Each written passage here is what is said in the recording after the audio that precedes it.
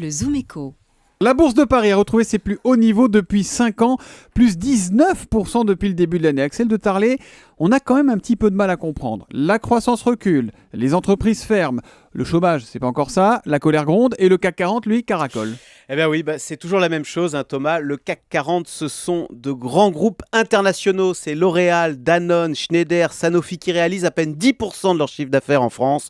Donc la Bourse de Paris est portée par la reprise internationale, parce que je vous rappelle que ça repart aux États-Unis, en Grande-Bretagne, même l'Espagne est sortie de la récession. D'ailleurs, la bourse américaine Wall Street, elle, bat des records historiques, et c'est la même chose à Francfort, c'est des records historiques. Donc vous voyez, cette hausse de la Bourse de Paris, elle n'a rien Oui, d'exceptionnel. d'accord, Axel, mais alors en quoi ça nous concerne? Qu'est-ce que ça change pour nous concrètement? Eh bien, c'est un très bon signe d'optimisme. Croyez-moi, pour les patrons français comme Carlos Ghosn, par exemple, de voir l'action Renault afficher un gain de 53% depuis le début de l'année, ça compte. Et c'est la même chose pour Société Générale, plus 47%, EDF, plus 90%. Ça redonne le moral aux patrons. Et chose importante, ça leur redonne envie d'investir. Parce que ça sert à ça, la bourse, on l'oublie.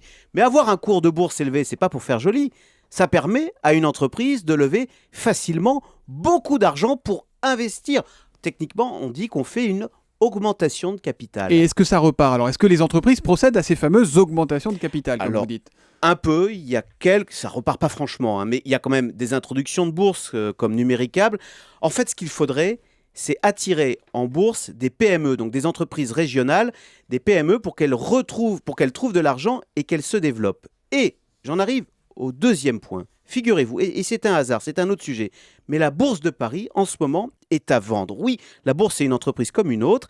Les Américains avaient racheté la Bourse de Paris en 2007, ils n'en veulent plus aujourd'hui, elle est à vendre. Donc, nous avons, nous Français, une chance historique de la racheter pour faire revivre à Paris une bourse locale, une bourse animée qui va chercher justement des PME en Auvergne, en Alsace, en Bretagne, pour que celles-ci puissent grandir et s'internationaliser. Cette histoire, c'est tout simplement l'histoire de nos géants du CAC 40 qui sont passés par là. Donc vous voyez, entre une bourse au plus haut niveau, une bourse qui est à vendre, les planètes sont alignées pour faire revivre à Paris une grande bourse animée et dynamique. La bourse va bien, ça ne réglera pas tous nos problèmes, mais c'est un bon signal. Ça permet notamment aux entreprises d'investir. C'est ce que nous dit Axel de Tarlé ce matin sur Europe 1.